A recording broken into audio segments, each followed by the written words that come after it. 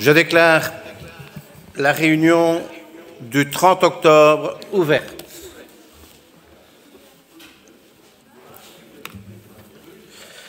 Avant de passer la parole au chef de groupe, je tiens à excuser Madame la gouverneure faisant fonction. Au niveau de chaque groupe, y a-t-il des excusés? Monsieur Rassa? Monsieur Navet? Madame Gaillard? Non, tout le monde doit être présent. Monsieur Capa? Eh bien, tout le monde doit être présent, Monsieur Bachet étant en vidéoconférence. Parfait. Monsieur Tchalon? Tout le monde est là. Merci. J'allais dire Monsieur Lejeune, Monsieur Ernst? Tout le monde est là. Merci. Vous trouverez sur vos bancs l'ordre du jour actualisé de la séance de ce jour et l'ordre du jour des questions d'actualité qui vous ont été également envoyées par email avant le début de la séance. Le point 1 de l'ordre du jour actualisé, lecture du résumé du procès-verbal de la réunion du 29 octobre 2020. Je donne la parole à Monsieur le Premier secrétaire pour la lecture de ce résumé. Merci, Monsieur le Président. La réunion est présidée par Monsieur Jean-Claude Jadot, assisté de moi-même. La séance est ouverte à 16h30. 53 membres y assistent. Madame la directrice générale provinciale assiste à la séance. L'Assemblée entend une communication de Monsieur le Président. Monsieur le Premier secrétaire donne lecture du résumé du procès-verbal de la réunion du 27 octobre 2020. L'Assemblée entend la réponse du Collège provincial via son député rapporteur, Madame Cathy Firquet, aux interventions des chefs de groupe quant aux documents budgétaires 2020-2021. L'Assemblée adopte les documents VA21-001 à 009, VA21-037, ainsi que le document VA21-011. L'Assemblée adopte le budget des recettes et dépenses provinciales pour l'année 2021 par 32 voix pour et 21 voix contre. Document VA21-010. L'Assemblée adopte à l'unanimité les conclusions du document VA21-041 portant acceptation de la démission de M. Robert Meurot de ses fonctions de député provincial ainsi que le document VA21-042 octroyant à M. Meurot le titre de député provincial honoraire. Le procès-verbal de la réunion du 27 octobre 2020 est approuvé. La séance publique est levée à 17h55. Merci, Monsieur le Premier secrétaire. L'approbation du procès-verbal interviendra en fin de réunion. Point 2 de l'ordre du jour actualisé, vérification des pouvoirs d'un conseiller provincial suppléant de la liste PS pour le district de Warem, arrondissement de Warem, appelé à siéger en remplacement de M. Robert Meurot, démissionnaire. Nous allons procéder à la désignation par voie de tirage au sort d'une commission spéciale de vérification des pouvoirs pour l'arrondissement de Warem. Elle sera composée de 7 membres. La commission devra nommer en son sein un président et un rapporteur chargés de soumettre les conclusions de la commission au Conseil. Monsieur le Premier secrétaire, tirage au sort.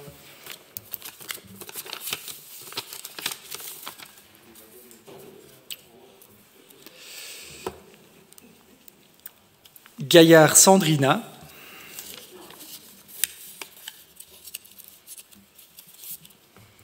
Delray Marc. Absent. Ernst Serge.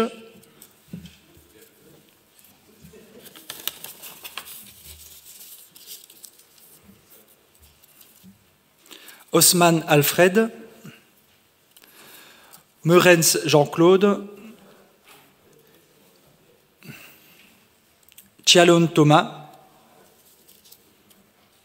Monville Marie. Le compte est bon.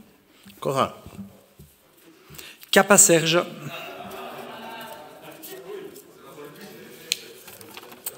J'invite les membres suivants à se diriger vers la salle du Collège provincial.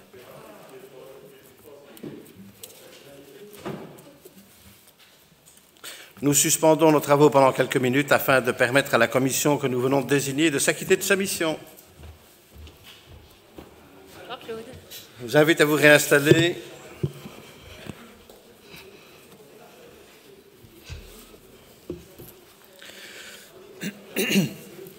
Nous reprenons nos travaux après cette interruption de séance. Je déclare donc la réouverture. La parole est à Madame Monville, qui va nous faire connaître les conclusions de la commission spéciale de vérification pour l'arrondissement de Warem. Oui, Monsieur le Président, Madame la Directrice Générale Provinciale, Mesdames les conseillères provinciales, Messieurs les conseillers provinciaux, au nom de votre commission spéciale de vérification réunie en séance de ce jour sous la présidence de Serge Ernst, et à laquelle assistaient Sandrine Agaillard, Alfred Hoffmann, Serge Kappa, Jean-Claude Meurens et Thomas Chalon, et moi-même, j'ai l'honneur de faire rapport sur la vérification des pouvoirs d'un conseiller provincial suppléant de l'arrondissement de Waremme afin de pourvoir au remplacement de M. Robert Meurot, démissionnaire. Madame Karine Renson, née le 20 février 1969 et domiciliée numéro 2, rue Jules Lizin, à 4280 Anu, est la première suppléante en ordre utile de la liste PS du district de Waremme, à laquelle appartenait M. Robert Meurot. Par courrier daté du 16 octobre 2020, Madame Renson notifie au président du conseil provincial qu'elle accepte le mandat de conseillère provinciale.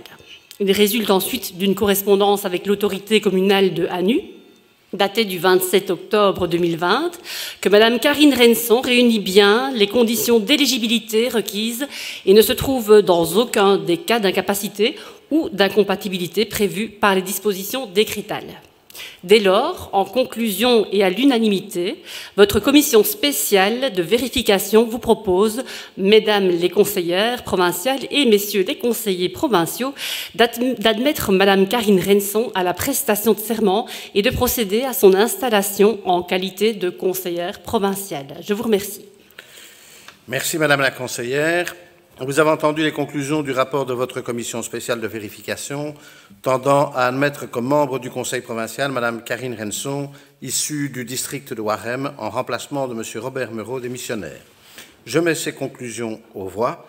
Qui est pour les conclusions de la commission spéciale de vérification, le groupe PTB, le groupe Écolo, le groupe PS, le groupe MR, le groupe CDHC-SP. Je vais à présent inviter Madame Karine Renson, dont les pouvoirs viennent d'être validés, à venir à la tribune afin de prêter le serment légal.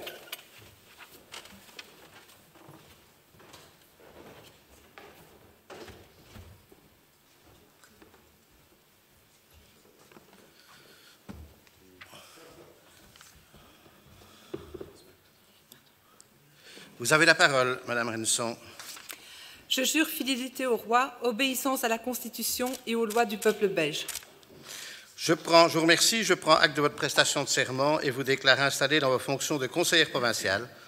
Je vous souhaite, chers collègues, la bienvenue dans notre Assemblée. Merci à vous.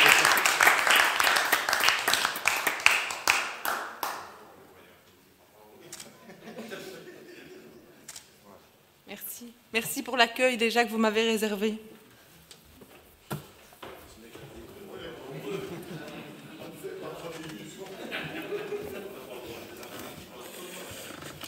Le point 3 de l'ordre du jour, avenant au pacte de majorité adopté le 26 octobre 2018, en application de l'article 2212-39, paragraphe 5 du Code de la démocratie locale, un avenant au pacte de majorité peut être adopté afin de pourvoir, en cours de législature, au remplacement définitif d'un membre du collège, notamment dans le cas d'une démission.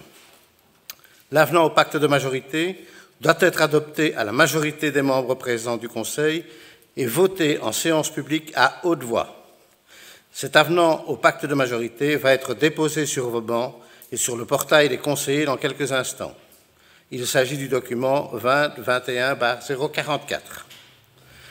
À l'instar du pacte de majorité qui a été déposé par les groupes PS et MR et adopté le 26 octobre 2018, l'avenant au pacte de majorité a été signé par l'ensemble des personnes y désignées et par la majorité des deux groupes politiques y prenant part.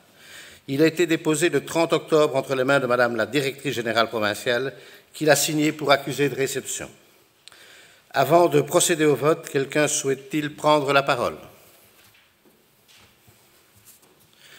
S'il n'y a pas d'intervenant, nous allons procéder au vote avec l'aide du premier secrétaire au vote du document 44 par appel nominal. Je vous rappelle, à l'appel de votre nom, je vous demande d'allumer votre micro, de répondre oui, non ou abstention, et enfin d'attendre la confirmation que votre vote a bien été pris en compte avant de couper votre micro. Vous avez la parole, Monsieur le Premier secrétaire. Merci, Monsieur le Président. Donc, je vais commencer. Monsieur Bachi Mustapha. Oui. Madame Bastin Astrid. Attends. Non. Madame Brodure Willa Muriel. Monsieur Kappa Serge. Oui. Monsieur Cialone Thomas. Oui. Madame Colombini Déborah. Oui. Madame Crane Katharina. Non. Monsieur Desserre Alain. Oui. Madame de Franc-Firquet Virginie. Oui. Monsieur Degé Maxime. Oui.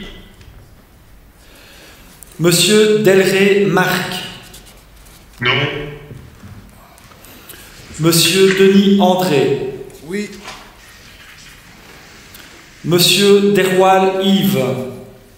Oui. Monsieur Dubois Guy. Oui. Monsieur El Ajaji Agib. Non. Monsieur Ernst Serge.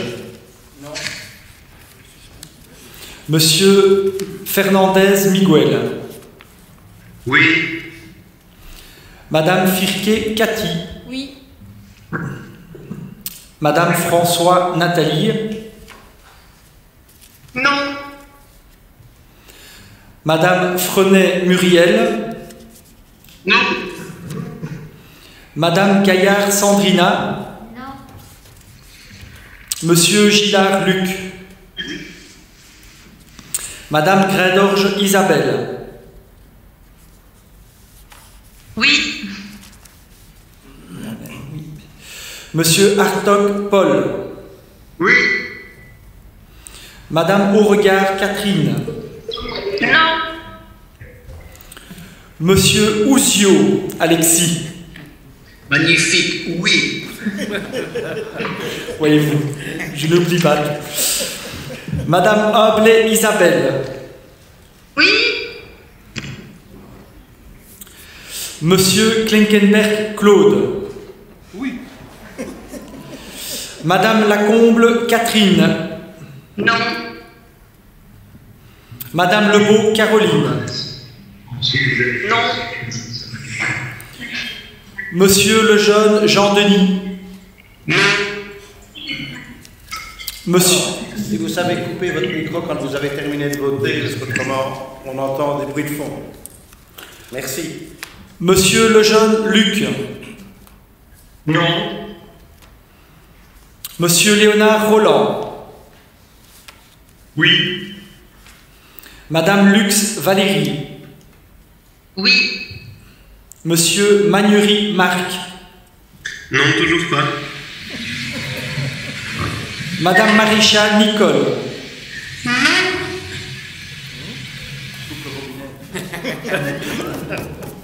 S'il vous plaît.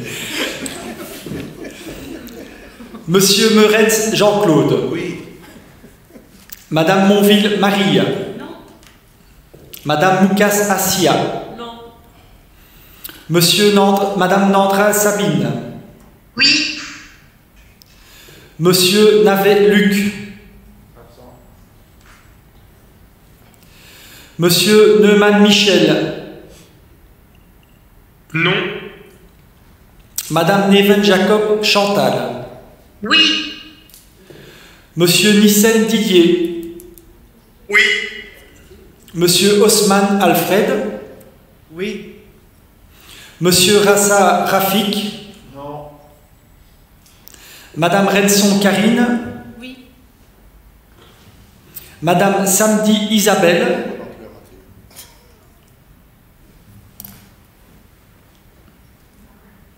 Isabelle, es-tu là? Absent. Ok. Madame Chen Marie-Christine. Non.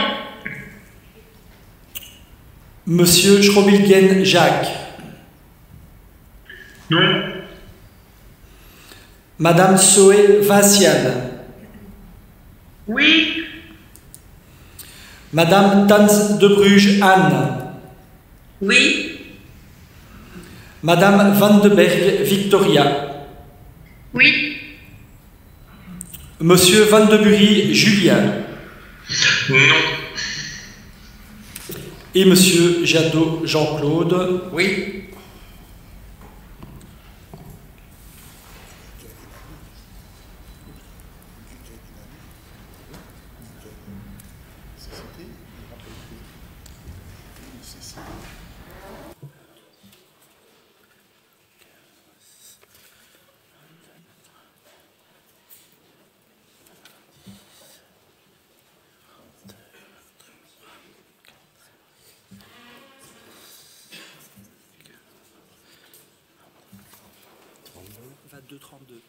C'est ça. Moi, je dirais 32, 22. Ouais. Comment? Je dirais 32, 22. Exactement. Voilà, le pacte de majorité est adopté par 32 voix pour, 22 voix contre. Il y avait 54 présents. Monsieur Claude Klinkenberg est ainsi désigné en qualité de député provincial du groupe PS au sein du collège provincial dont l'ordre de préséance s'établit comme suit. 1. Monsieur Luc Gillard, député provincial président. 2. Madame Cathy Firquet, députée provinciale. 3. Madame Muriel Brodure-Willien, député provincial. 4. Monsieur André Denis, député provincial. 5. Monsieur Claude Klinkenberg, député provincial. Monsieur Claude Klinkenberg, rien ne s'oppose à votre prestation de serment. Je vous invite à me rejoindre devant la tribune pour votre prestation de serment.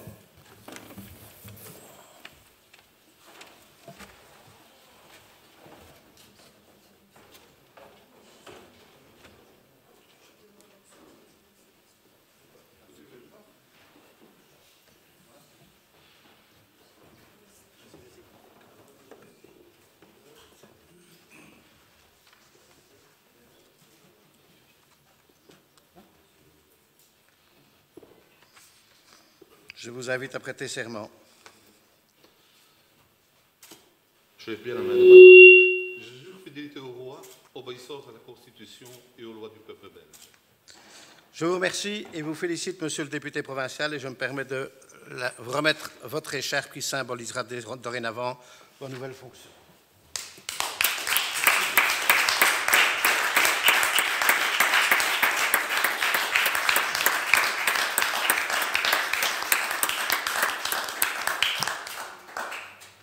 Je ne sais pas si le collège veut prendre une photo maintenant pour être au complet. Après. Pas de problème.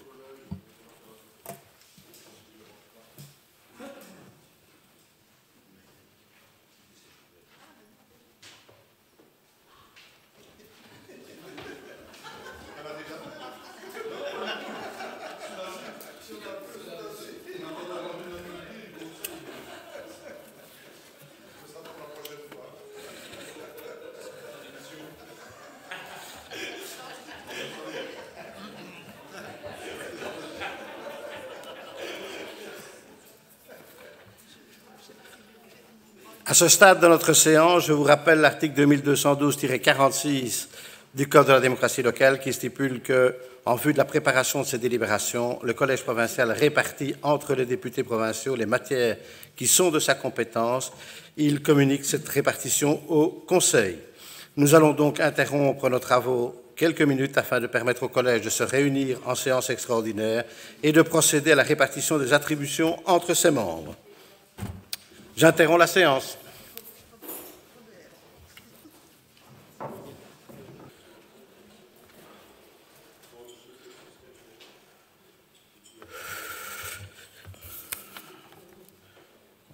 Voilà, je vous propose de reprendre notre réunion. Je déclare donc la réouverture de la séance. Le point 4 de l'ordre du jour, nouvelle répartition des compétences des membres du collège provincial. En réunion extraordinaire de ce jour, le collège vient de procéder à la répartition des compétences entre ses membres. Je vous informe des matières attribuées à chaque député provincial. 1. Le premier député provincial, président, M. Luc Gillard, à la culture, les relations avec les territoires, les villes et les communes, la sécurité civile, les relations internationales et institutionnelles, les fonds européens et le personnel. La deuxième députée provinciale vice-présidente, Mme Cathy Firquet, à la santé, les établissements hospitaliers, les affaires sociales, l'enseignement spécialisé, l'ASBL, centre de réadaptation au travail, les sports, la communication, le budget. La troisième députée provinciale, Mme Muriel Brodieu-Ruilin, à l'enseignement, la formation, la transition numérique. Le quatrième député provincial, M. André Denis, à la transition écologique et alimentaire, agriculture, ruralité, environnement, laboratoire, les infrastructures et le développement durable. Et enfin, le cinquième député provincial, M. Claude Klinkenberg, à le tourisme, les finances, l'administration générale, le logement, l'économie et la mobilité. Le document 45 qui présente cette nouvelle répartition de manière détaillée vous est actuellement distribué et également déposé sur le portail des conseillers. Je vous invite à en prendre connaissance. Le point 5 de l'ordre du jour, nouvelle répartition des commissions du Conseil provincial. En vertu de l'article 26, paragraphe 2 du ROI du Conseil provincial, précisant qu'il y a une commission ordinaire par membre du Collège provincial qui connaît des matières relevant des attributions du membre du collège concerné, et en conséquence de la nouvelle composition du collège provincial et de la nouvelle ventilation des attributions de ce dernier, les numéros libellés des commissions ont été revus. Le document 46, qui est également déposé sur vos bancs et sur le portail des conseillers, présente cette nouvelle répartition des commissions du Conseil provincial. Je vous invite à en prendre connaissance. Point 6 de l'ordre du jour actualisé. Vous trouverez sur votre banc l'ordre du jour des questions d'actualité qui comporte un point. Le document A01, question d'actualité d'un membre du Conseil provincial relatif à la vente du château de Harzé. Pour cette question, je donne la parole à Madame Nicole Maréchal. Nicole, tu as la parole. J'espère que le son fonctionne mieux que tout à l'heure. En effet, je souhaite aborder la question de la vente du château d'Harzé. Le mois passé, le collège nous a annoncé que ce château allait être mis en vente avec comme justification le fait qu'il fallait ne plus conserver les activités qui ne soient pas directement liées aux compétences provinciales. Entre nous, on sait tous que c'est lié à la réforme des services de sécurité, mais on ne le dit pas. Alors, le groupe Écolos ne s'est pas opposé à cette décision d'ailleurs, puisque effectivement, le château, entre autres, développe des activités de restauration, d'accueil de séminaires et d'hôtels, d'accueil en chambre d'hôtel. Donc, ça ne relève pas de l'intérêt public. Nous ne sommes donc pas opposés à cette vente. Cependant, il y a des détails importants. Le château est géré par une ASBL, l'Association de gestion des domaines touristiques du Vallon de la Lambrée. Et cette ASBL, elle ne s'occupe pas que du château, elle s'occupe aussi du domaine de Palogne, qui est très actif, du château de Logne et de toutes les activités qui y sont liées. Et en plus, au cœur du château d'Harzé, il y a aussi, depuis plusieurs années, le musée de la meunerie et de la boulangerie. J'ai été chercher les chiffres, c'est quand même 5260 entrées en 2019. Cette ASBL, évidemment, elle a du personnel à gérer et pas à la petite semaine sans savoir ce qui se passera le mois prochain, sur la durée. Au 31 décembre 2019, il y avait 54 agents employés pour l'équivalent de 44,20 équivalents temps plein. La plus grande partie du personnel est engagée par l'ASBL et employée par l'ASBL d'ailleurs, et 5 agents provinciaux sont mis à disposition. Personnellement, je représente la province au conseil d'administration de cette ASBL et je dois constater, je pense que Miguel Fernandez ne me contredira pas, qu'elle est bien gérée. Donc ma première question va être relative au contact que vous avez pris, j'espère, avec la direction de l'ASBL pour lui donner quelques informations sur l'avenir d'une partie des activités de l'ASBL. On ne peut effectivement pas improviser dans cette situation et je pense qu'on doit tous comprendre l'inquiétude du personnel. Tant que l'activité hôtelière est maintenue, eh bien, peut-être devra-t-on faire des investissements. La gestion, elle doit continuer et il faut savoir comment. Alors, on est d'accord pour dire que la gestion d'un hôtel, d'un restaurant, de l'organisation de séminaires, ça ne relève pas de l'intérêt provincial, mais je l'ai dit tout à l'heure, il y a aussi le musée de la meunerie et de la boulangerie et une foule d'activités qui se déroulent au château. Alors, je pense que vous connaissez tous la fête du fromage, mais il y a des expositions diverses, des concerts. On accueille d'ailleurs en résidence des musiciens dans le cadre de l'action provinciale Ça Balance. Il y a le marché de Noël, la fête des voisins, enfin voilà, des visites. Et chacune de ces activités, ça je trouve que c'est vraiment important, chacune de ces activités donne l'occasion au public de découvrir ce très beau château du XVIIe, dont les fondations remontent d'ailleurs au Xe et XIe siècle. C'est vraiment un très bel endroit. Et mon groupe trouve qu'il serait vraiment opportun que la découverte de ce patrimoine reste possible, que ce château ne devienne pas un lieu purement privé, qu'un nouveau riche millionnaire issu par exemple des nouvelles technologies ou de l'industrie pharmaceutique, au hasard, devienne le seul occupant de ce château. Donc c'est l'objet de ma deuxième question.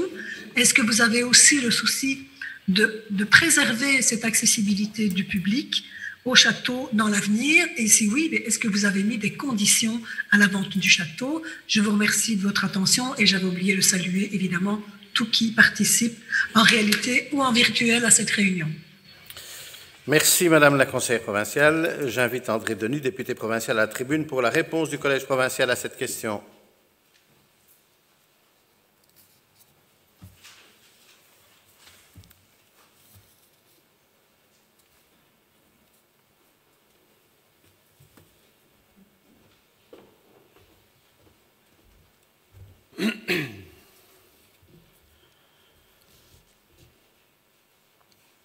Merci, Monsieur le Président. Messieurs, chers collègues, Madame Maréchal, je vous remercie pour votre question. Madame Gaillard m'interrogeait cette semaine sur l'achat de la caserne Saint-Laurent. Vous m'interrogez aujourd'hui sur la vente du château de Harzé. Pour rappel, le groupe écolo a voté en faveur de cette vente, ce qui est un peu différent de ne pas s'y opposer, comme vous l'évoquez dans votre question. Sachez que cet achat et cette vente s'inscrivent toutes deux dans le cadre d'une rationalisation du patrimoine provincial dans un souci de bonne gestion. J'en profite pour faire ici une parenthèse et souligner le fait que, si certains semblent considérer que la province de Liège ne sert à rien, cette considération semble s'arrêter à chaque mesure de rationalisation que le Conseil et ou le Collège envisagent. C'est une considération qui est faite ici sans amertume ni rancune. Cette remarque ne m'empêche cependant pas de penser que toute institution se doit de rechercher des pistes de rationalisation et d'économie, et ceci encore davantage quand l'argent public se fait rare, ce qui semble être le cas pour l'avenir. Ceux qui pensent que le niveau de pouvoir dont ils ont temporairement la charge est immuable et incontournable se trompent. On croise pourtant de telles personnes à chaque niveau de pouvoir. Je préférerais d'ailleurs parler de niveau de gestion, et encore mieux, soyons optimistes, de gestion avec une vision prospective et durable, tant qu'à faire. Mais revenons-en à la vente. Vente d'un château qui ne semble plus répondre aux métiers de la province. Un hôtel et un centre de séminaire peuvent tout aussi bien être gérés par un opérateur privé. Or, c'est ce type d'amateur que nous privilégierions, plutôt qu'un riche milliardaire comme vous le craignez, pour peu que nous ayons un ou des amateurs. En cas de vente, celle-ci devra être avalisée par le Conseil provincial, puisque nous ne sommes pour l'instant que sur une décision de principe de vente. Mais évoquez également la problématique du personnel qui n'a en rien démérité dans son travail. Pour vous rassurer, sachez que le personnel pourra être dédié à d'autres activités de la SBL, domaine touristique du Vallon de la Lambrée ou dans d'autres établissements provinciaux. Il n'est pas dans l'habitude de la province, même au vu des conditions difficiles, d'abandonner ses agents au bord du chemin, fussent-ils même membres du personnel d'une ASBL paraprovinciale. Comme n'a pas manqué d'ailleurs de le rappeler hier ma collègue Cathy Firquet dans sa réponse au chef de groupe et le député président Gillard ce matin à l'occasion d'une conférence de presse. D'ailleurs, ils avaient pu le constater en analysant le budget. Pour 2021, la province accorde à la SBL de nombreux crédits pour son développement. Ainsi, vous trouvez une somme de 205 000 € pour ces investissements au budget extraordinaire et un subside de fonctionnement de 80 000 € au budget ordinaire. Et comme vous avez pu l'entendre lors de la séance d'hier, mon collègue Robert Meurot, ex-collègue Robert Meurot, profite pour féliciter et saluer la présence de notre nouveau collègue Claude Klinkenberg. Mon collègue Robert Meurot a d'ores et déjà chargé les services provinciaux de verser au plus vite à nos sites paraprovinciaux les subsides de fonctionnement prévus en 2021. Ce sera donc le cas pour le subside exceptionnel de 15 000 € destiné à la célébration du 500e anniversaire de la destruction du château fort de Logne. Par ailleurs, en 2021 également, le Collège proposera au Conseil provincial d'attribuer un subside équipement touristique de 155 000 € à divers projets et aménagements. Il s'agit d'un subside annuel accordé aux sites paraprovinciaux, mais dont l'enveloppe évolue d'une année à l'autre en fonction des projets, demandes et des demandes rentrées. Il faut aussi ajouter à ces montants des aides exceptionnelles accordées par la Fédération du tourisme et le Collège provincial afin d'aider cette ASBL, au même titre que nos autres sites, dans le cadre de la crise sanitaire. Ces aides visent essentiellement à combler les pertes de rentrées financières dues à l'absence de visiteurs.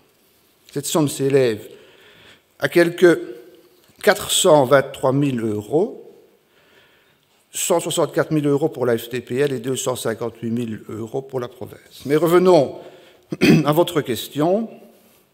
Le Collège est au courant des inquiétudes des bénévoles qui ont développé et s'occupent avec le plus grand sérieux du musée de la boulangerie et de la meunerie se trouvant sur le site du château de Harzé. Une attention particulière sera réservée à l'avenir du musée avec chaque acquéreur potentiel, mais laissons le temps au temps. Nos représentants provinciaux au conseil d'administration des domaines touristiques du Vallon de la Lambrée ont exposé notre souhait de vente et expliqué les éléments que je viens de vous relater. Le château, comme vous le rappelez, date du XVIIe siècle et ses origines remontent au Xe et XIe siècle. Il est toujours debout. La province l'a d'ailleurs aidé à passer un cap difficile. Gageons qu'il survivra aussi à un potentiel nouveau projet.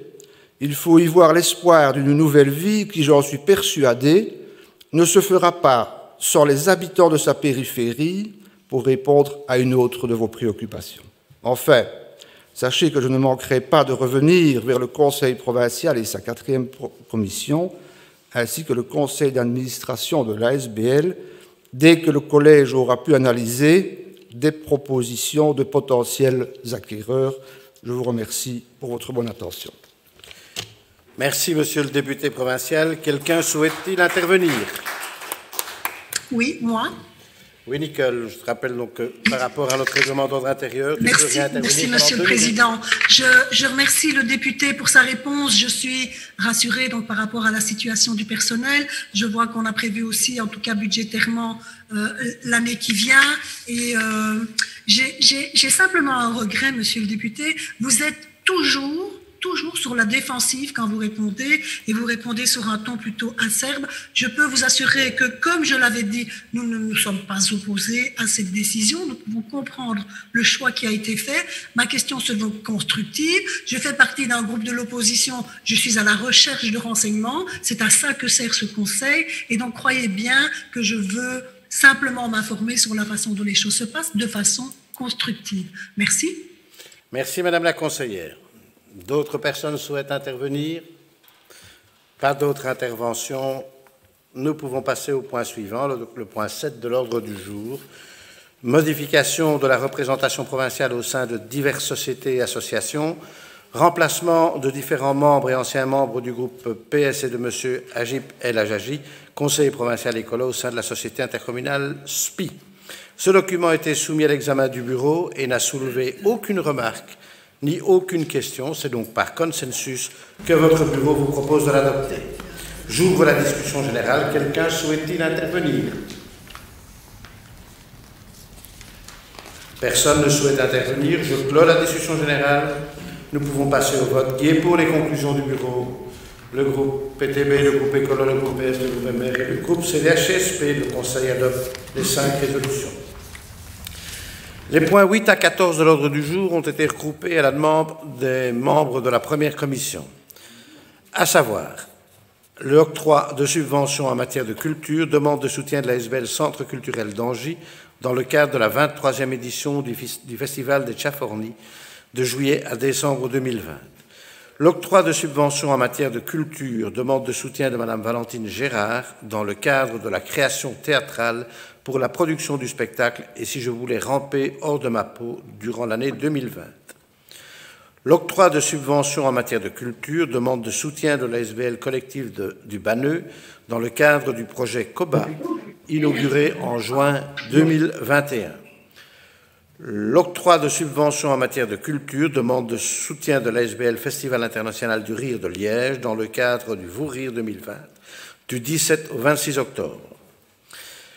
L'octroi de subventions en matière de culture, demande de soutien de l'ASBL Centre Henri Pousseur, musique électronique, musique mixte, dans le cadre de l'annulation de la 21e édition du festival Images sonores du 30 avril au 23 mai 2020 et de l'édition d'un CD pour le 50e anniversaire du centre. L'octroi de subventions en matière de culture, demande de soutien de l'ASBL Louis de Septembre, Festival de Wallonie de Liège, dans le cadre de son fonctionnement 2020.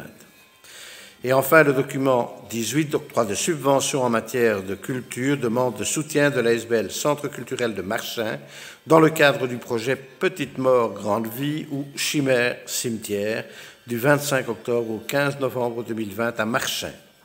Ces 7 documents ayant soulevé des remarques, j'invite le rapporteur, Mme Virginie Lefranc-Firquet, à nous en faire connaître les conclusions. Tu as la parole, Virginie. Merci, Monsieur le Président. Chers collègues, votre première commission s'est réunie le 20 octobre dernier, s'est penchée sur le projet de résolution portant le numéro 2021-012. Il s'agit de répondre à une demande de soutien à l'ASBL Centre culturel d'Angy dans le cadre de la 23e édition du Festival des Tchafornis de juillet à décembre 2020. Le Collège provincial nous propose d'octroyer une subvention en espèces de 5 000 € au profit de l'ASBL Centre culturel d'Angy. L'édition 2020, formule revisitée, a pour objectif de permettre à la population d'exercer ses droits culturels et aux artistes de passer le cap de la façon la plus humaine et respectueuse possible.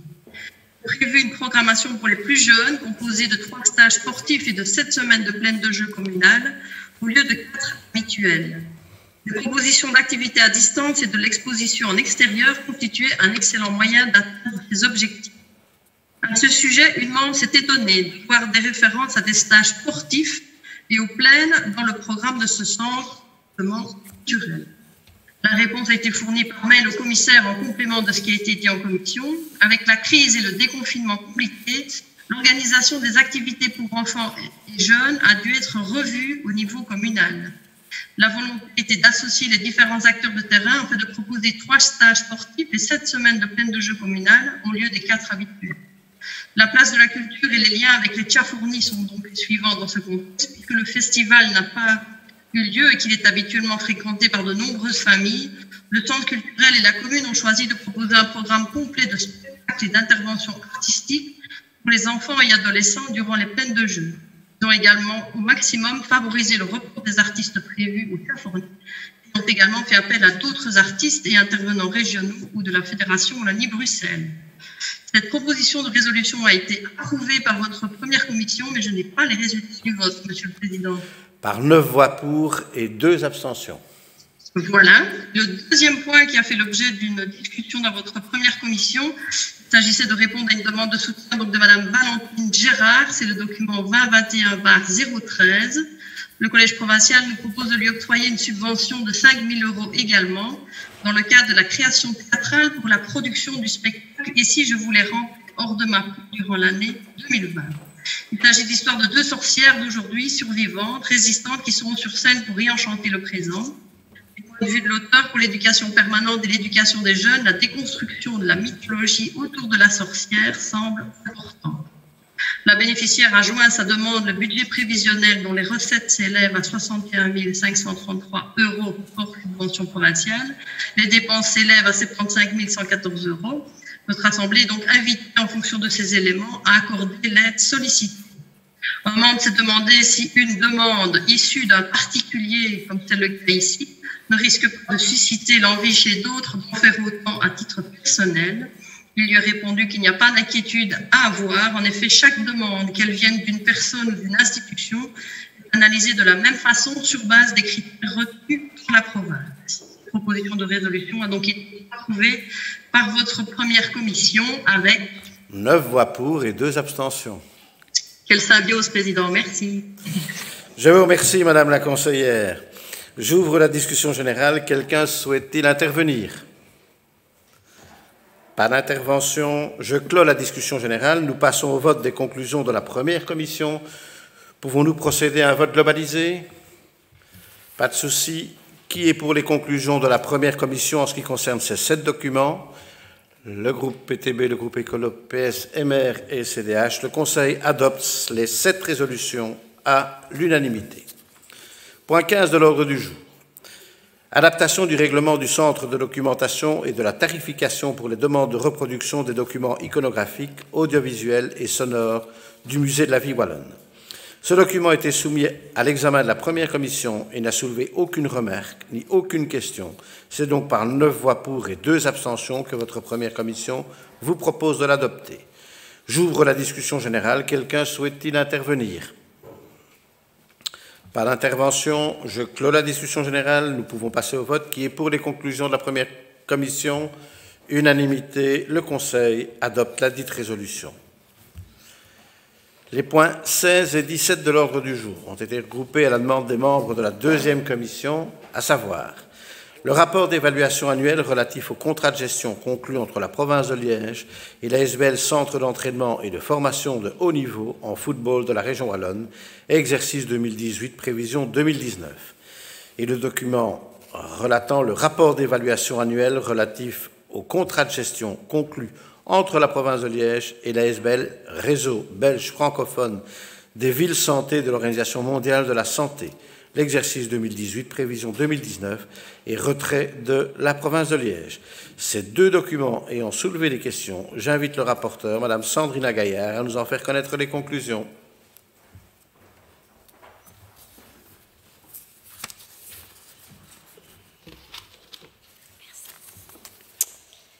Chers collègues, la commission 2 s'est réunie le vendredi 23 octobre et a étudié le document 2021-020. Une commissaire interroge Madame la députée au sujet de la situation financière du CREF. Madame la députée rappelle la participation historique de la région wallonne qui a rencontré des difficultés à trouver des administrateurs pour le CA. Le ministre Cruc a d'ailleurs envoyé un courrier évoquant la possible mise en liquidation de la structure. La province possède les infrastructures et elle a déjà mis beaucoup au niveau administratif. Une réflexion est menée en ce moment avec les différents acteurs, dont la commune de Blény, pour l'avenir de la SBL. Et une des questions est de savoir qui peut y participer activement. Madame la députée rappelle non seulement la qualité du site au niveau sportif, mais aussi au niveau touristique, activité à développer. Un deuxième commissaire interroge Madame la députée au sujet de la ligne budgétaire de 2019 pour 150 000 € de travaux au niveau des infrastructures du centre d'hébergement qui n'ont pas été réalisées à ce moment-là. Aucune réponse n'a pu nous être rapportée en séance, un mail devant nous être envoyé. Les votes, 9 voix pour, 0 voix contre, 2 abstentions. Et la rapporteure a été très mauvaise parce qu'elle n'a pas pris note pour le deuxième point. La question c'était pour voir s'il y avait encore des contacts entre la province et donc le réseau belge francophone des villes. Et en fait, ça tombe en désuétude. Et la province laisse la place aux communes. Et le vote, c'est le même. Le 9 voix pour, 0 voix contre et 2 abstentions. Merci, Madame la conseillère provinciale. J'ouvre la discussion générale. Quelqu'un souhaite-t-il intervenir? Pas d'intervention. Je clôt la discussion générale. Nous passons au vote des conclusions de la deuxième commission. Pouvons-nous procéder à un vote globalisé? Qui est pour les conclusions de la deuxième commission en ce qui concerne ces deux documents? Unanimité. Le Conseil adopte les deux résolutions. Point 18 de l'ordre du jour. Désignation d'un nouveau receveur spécial au sein de l'IPEPS de Wiwarem à partir du 1er septembre 2020. Ce document a été soumis à l'examen de la deuxième commission et n'a soulevé aucune remarque ni aucune question. C'est donc par 9 voix pour et 2 abstentions que votre deuxième commission vous propose de l'adopter. J'ouvre la discussion générale. Quelqu'un souhaite-t-il intervenir? Pas d'intervention. Je clôt la discussion générale. Nous passons au vote. Qui est pour les conclusions de la deuxième commission? Unanimité. Le Conseil adopte la dite résolution. Les points 19 et 20 de l'ordre du jour ont été regroupés à la demande des membres de la deuxième commission, à savoir mise en non-valeur de créances dues à la bibliothèque des Chirous et mise en non-valeur de créances dues au compte de divers établissements provinciaux du centre hospitalier spécialisé l'accueil de Lierneux. Ces deux documents n'ayant soulevé aucune remarque ni aucune question, c'est par 9 voix pour et 2 abstentions que votre deuxième commission vous propose de les adopter. J'ouvre la discussion générale. Quelqu'un souhaite-t-il intervenir? Pas d'intervention. Je clôt la discussion générale. Nous passons au vote des conclusions de la deuxième commission. Pouvons-nous procéder à un vote globalisé? Je vous remercie. Qui est pour les conclusions de la deuxième commission en ce qui concerne ces deux documents? Unanimité. Le Conseil adopte les deux résolutions.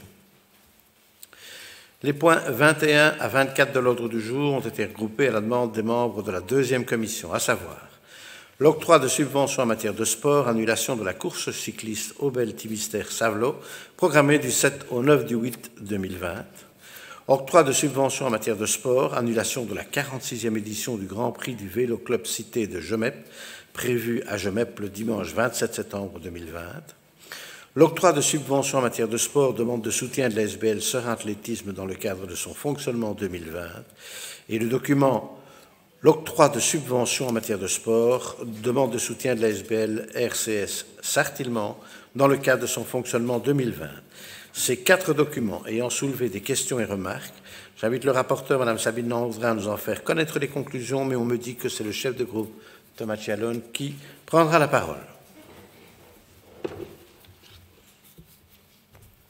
Je vous en prie, Monsieur le conseiller. Merci, Monsieur le Président. Madame la directrice générale, Mesdames et Messieurs les députés, chers collègues, votre deuxième commission s'est réunie ce vendredi 23 octobre et y a analysé 4 documents relatifs à l'octroi de subventions en matière de sport, à savoir les documents 025, 026, 027, 028. Le document 025, intitulé Annulation de la course cycliste Aubel-Thimister-Stavelot, programmée du 7 au 9 août, a suscité une question de vocabulaire quant à la signification des termes procéder à l'engagement et rapporter la décision. L'explication donnée est la suivante. Procéder à l'engagement signifie réserver l'engagement et rapporter la décision signifie revoir la décision. Concernant le document 026 intitulé « Annulation de la 46e édition du Grand Prix du Vélo Club Cité de Gemep », on ne sait pas si c'est le chef de groupe, on se pose la question, Gemep sur Ourthe ou Gemep sur Meuse? Nous n'avons pas la réponse, la députée n'était pas sûre en séance de commission, elle nous reviendra. Mais en tout cas, c'était bien prévu à Gemep le dimanche 27 septembre. Un commissaire se demande si cela fait déjà partie de la 4e modification budgétaire. Il lui a répondu qu'il était impossible de l'intégrer, comme d'ailleurs celui de la course Aubel-Thimister-Stavelot, car les annulations des courses ont été décidées après l'ordre des travaux inhérents à la 4e modification budgétaire. La dernière question concerne le document 028, à savoir la demande de soutien de la SBL-RCS Sartillement dans le cadre de son fonctionnement 2020. Il a suscité l'étonnement d'un commissaire pensant qu'habituellement l'octroi de subsides ne se fait pas pour le fonctionnement mais pour un projet précis. Il lui a répondu que la SBL en question propose toute une série de projets au cours de l'année et c'est dans ce cadre-là que le subside a été octroyé. Tous ces points ont fait l'objet d'un même vote par la deuxième commission, à savoir 9 voix pour, 0 contre et 2 abstentions. Merci, Monsieur le conseiller. J'ouvre la discussion générale. Quelqu'un souhaite-t-il intervenir? Pas d'intervention. Je clôt la discussion générale. Pouvons-nous passer à un vote? Est-ce que vous êtes d'accord d'un vote globalisé? Pas de souci. Qui est pour les conclusions de la deuxième commission en ce qui concerne ces 4 documents? Unanimité. Je vous remercie. Le Conseil adopte les 4 résolutions. Le point 25 de l'ordre du jour. Octroi de subventions en matière de santé. Demande de soutien de la Fondation Léon Frédéric. Subvention de fonctionnement 2020. Ce document a été soumis à l'examen de la deuxième commission et n'a soulevé aucune remarque ni aucune question. C'est donc par 9 voix pour et 2 abstentions que votre deuxième commission vous propose de l'adopter. J'ouvre la discussion générale. Quelqu'un souhaite-t-il intervenir? Pas d'intervention. Je clôt la discussion générale. Nous passons au vote. Qui est pour les conclusions de la deuxième commission? Unanimité. Le Conseil adopte la dite résolution. Point 26 de l'ordre du jour. Octroi de subventions en matière sociale, soutien de l'ASBL Service d'aide aux migrants, projet PAMEX 2020 et organisation d'un brunch le 11 octobre 2020. En raison de modifications devant être apportées à subvention, le document 2020-30 a été retiré. Les points 29 à 29 de l'ordre du jour ont été regroupés à la demande des membres de la deuxième commission, à savoir l'octroi de subventions en matière sociale, d'affaires sociales, le soutien à l'ASBL La Besace, le projet Handystand, outil de sensibilisation qui vise à promouvoir l'image et l'inclusion de la personne porteuse de handicap. L'octroi de subventions en matière d'affaires sociales, demande de soutien de l'ASBL Téléservice Condro, achat d'ordinateurs et prise en charge partielle des frais de télécommunication 2020. L'octroi de subventions en matière d'affaires sociales, demande de soutien de l'ASBL Rolling Chair dans le cadre de l'achat d'un voilier adapté aux personnes à mobilité réduite. Ces 3 documents n'ayant soulevé aucune remarque ni aucune question, c'est par 9 voix pour et 2 abstentions que votre deuxième commission vous propose de les adopter. J'ouvre la discussion générale. Quelqu'un souhaite-t-il intervenir? Pas d'intervention. Nous passons au vote des conclusions de la deuxième commission. Pouvons-nous procéder à un vote globalisé? Pas de souci. Qui est pour les conclusions de la deuxième commission en ce qui concerne ces 3 documents? Unanimité. Le Conseil adopte les 3 résolutions. Je tiens quand même à préciser à nos amis qui sont dans l'ordinateur ici et en virtuel que s'ils souhaitent intervenir, ils peuvent le faire sans hésiter. Point 30 de l'ordre du jour, prise de connaissance de l'application des dispositions de l'article 10 de l'arrêté royal du 2 juin 1999 portant le règlement général de la comptabilité provinciale, budget provincial 2019. Ce document a été soumis à l'examen de la deuxième commission et n'a soulevé aucune remarque ni aucune question. Votre deuxième commission vous invite dès lors à en prendre connaissance. J'ouvre la discussion générale. Quelqu'un souhaite-t-il intervenir? Pas d'intervention. Je clôt la discussion générale. Il s'agit ici d'une prise de connaissance. Le Conseil prend connaissance de la dite résolution. Les points 31 et 32 de l'ordre du jour ont été regroupés à la demande des membres de la deuxième commission, à savoir la désignation de comptable des matières effectives et suppléantes pour le pôle agriculture et ruralité, espace Warem, et la désignation de comptable des matières effectives et suppléantes pour l'internat des instituts provinciaux de l'enseignement supérieur de Liège. Ces 2 documents n'ayant soulevé aucune remarque ni aucune question, c'est par 9 voix pour et 2 abstentions que votre deuxième commission vous propose de les adopter. J'ouvre la discussion générale. Quelqu'un souhaite-t-il intervenir? Pas d'intervention. Je clôt la discussion générale. Nous passons au vote des conclusions de la deuxième commission. Pouvons-nous procéder à un vote globalisé? Parfait. Qui est pour les conclusions de la deuxième commission en ce qui concerne ces 2 documents? Unanimité. Le Conseil adopte les 2 résolutions. Point 33 de l'ordre du jour. Mise à disposition des communes de 2 fonctionnaires provinciaux chargés d'infliger les amendes administratives.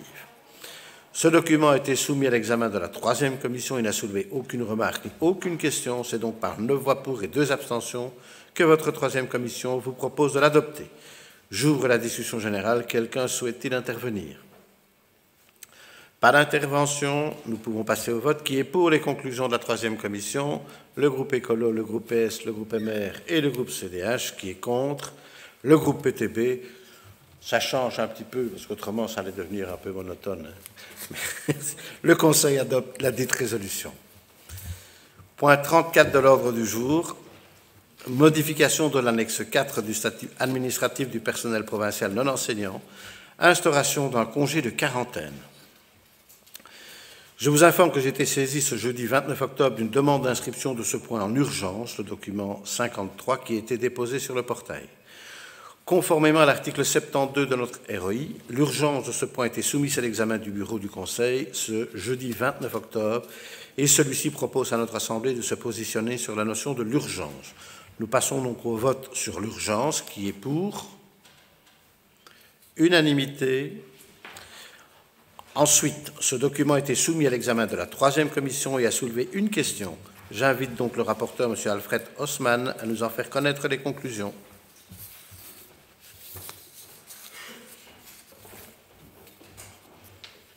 Vous avez la parole, Monsieur le conseiller. Merci, Monsieur le Président, Madame la Directrice Générale, Mesdames les députés, Monsieur le député, chers collègues. La 3e commission s'est réunie le 29 octobre pour étudier le point 053.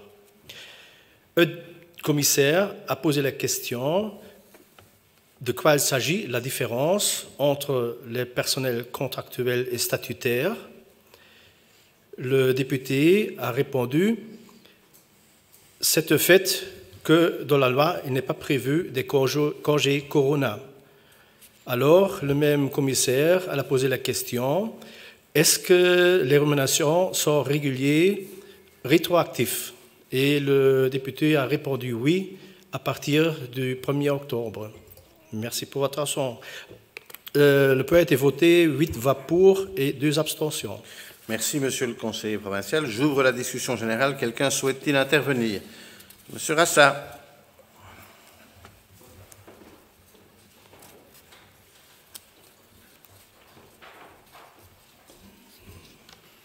Vous avez la parole, Monsieur le conseiller. Madame la Directrice Générale, Monsieur le Président, Mesdames et Messieurs les députés, Mesdames et Messieurs les conseillers. Positivement, le groupe PTB souhaite saluer d'abord l'instauration de ce congé Corona pour les statutaires. Je pense que d'autres services publics n'ont pas été aussi alertes pour adopter ce genre de règlement-là, et c'est regrettable. Négativement, nous tenions quand même à souligner le fait que 70% seulement du salaire sera garanti pour les travailleurs qui seront mis en quarantaine.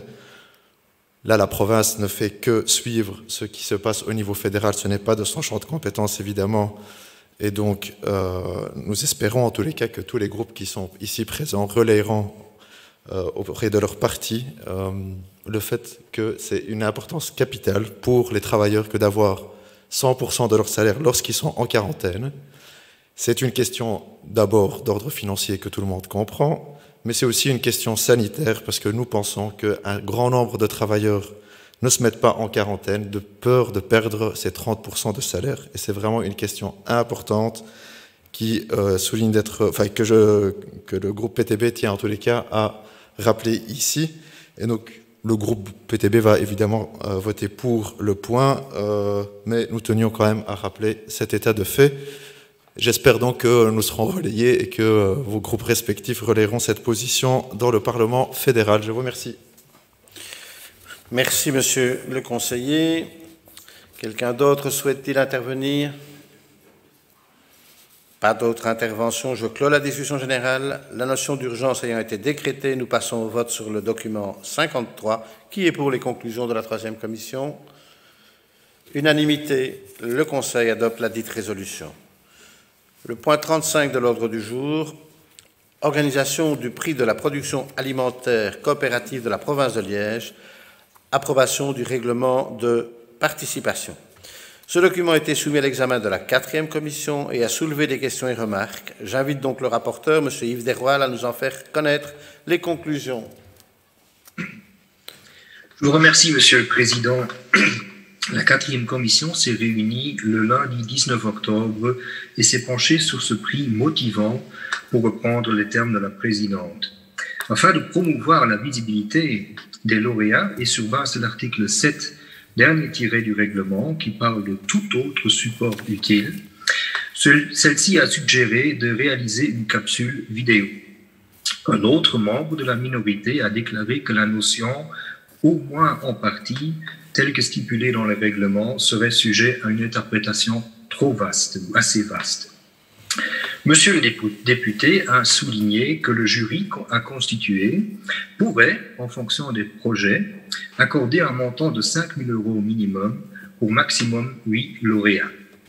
Il a d'ailleurs suggéré que 2 membres de la commission fassent partie du jury, un de la majorité et un de l'opposition. La commission a finalement approuvé le règlement à l'unanimité. Je vous remercie. Merci, Monsieur le conseiller provincial. J'ouvre la discussion générale. Quelqu'un souhaite-t-il intervenir? Pas d'intervention. Je clôt la discussion générale. Nous passons au vote. Qui est pour les conclusions de la 4e commission? Unanimité. Le Conseil adopte la dite résolution. Le point 36 de l'ordre du jour. Parking de délestage à destination des agents provinciaux, rue Ernest Solvay à Sclessin, échange de terrain avec l'opérateur de transport de Wallonie. Ce document a été soumis à l'examen de la 4e commission et n'a soulevé aucune remarque ni aucune question. C'est donc à l'unanimité que votre 4e commission vous propose de l'adopter. J'ouvre la discussion générale. Quelqu'un souhaite-t-il intervenir? Pas d'intervention. Je clôt la discussion générale. Nous passons au vote. Qui est pour les conclusions de la 4e commission? Unanimité. Le Conseil adopte la dite résolution. Le point 37 de l'ordre du jour, prise de connaissance trimestrielle des travaux relevant du budget extraordinaire adjugé à un montant inférieur à 144 000 € hors TVA. Ce document a été soumis à l'examen de la 4e commission et n'a soulevé aucune remarque ni aucune question. Votre 4e commission vous invite dès lors à en prendre connaissance. J'ouvre la discussion générale. Quelqu'un souhaite-t-il intervenir? Il s'agit d'une prise de connaissance. Le Conseil prend connaissance de la dite résolution. Les points 38 et 39 de l'ordre du jour ont été regroupés à la demande des membres de la 4e commission, à savoir marché public de travaux, procédure négociée directe avec publication préalable, mode de passation et conditions du marché, internat polyvalent de Serein, réalisation d'un accès PMR et reconditionnement du hall d'entrée. Et un autre marché public de travaux, mode de passation et conditions de marché intitulé Institut provincial de formation des services de secours, phase 5, aménagement des abords du bâtiment. Ces 2 documents, n'ayant soulevé aucune remarque ni aucune question, c'était à l'unanimité que votre 4e commission vous propose de les adopter. J'ouvre la discussion générale. Quelqu'un souhaite-t-il intervenir? Pas d'intervention. Je clôt la discussion générale. Nous passons au vote des conclusions de la 4e commission. Pouvons-nous procéder à un vote globalisé? Qui est pour les conclusions de la 4e commission en ce qui concerne ces 2 documents? Unanimité, le Conseil adopte la dite résolution. Le point 40 de l'ordre du jour, l'octroi de subventions en matière de développement durable, demande de soutien de la SBL Les Pêcheurs Réunis de Basse-Baudeux, Caux et Trois-Ponts pour l'augmentation de la production d'alevin à l'écloserie du Pouhon de Basse-Baudeux, achat de matériel et de services en adéquation. Ce document a été soumis à l'examen de la 4e commission et n'a soulevé aucune remarque ni aucune question. C'est donc à l'unanimité que votre 4e commission vous propose de l'adopter. J'ouvre la discussion générale. Quelqu'un souhaite-t-il intervenir? Pas d'intervention. Je clôt la discussion générale. Nous passons au vote. Qui est pour les conclusions de la 4e commission? Unanimité. Je vous remercie. Le point 41 de l'ordre du jour. L'approbation du procès-verbal de la séance du 29 octobre 2020. Aucune réclamation n'ayant été déposée en ce qui concerne la rédaction du procès-verbal de notre dernière réunion, je le déclare approuvé et déclare close la séance publique de ce jour, ainsi que la session budgétaire qui, pour la première fois, s'est déroulée en partie en virtuel et en présentiel. Et je pense que tout s'est parfaitement déroulé. Je remercie 1000 fois les services pour le travail qu'ils ont effectué. La prochaine réunion du Conseil provincial aura lieu le 19 novembre à 16h30, plus que probablement dans la même configuration. Nous verrons ce que l'avenir nous présente, mais je pense qu'il est pratiquement acquis que nous travaillerons de la même manière. Je vous remercie, bonne fin de semaine et prenez soin de vous. Au revoir à tous. Merci, Monsieur le Président. Au revoir, merci. Au revoir à tous. Bonne soirée. Merci beaucoup. Bonne soirée et bon week-end à tout le monde. Au revoir. Au revoir. Au revoir. À bientôt. Bonnes vacances. À bientôt. Ciao. Prenez soin de vous. Merci.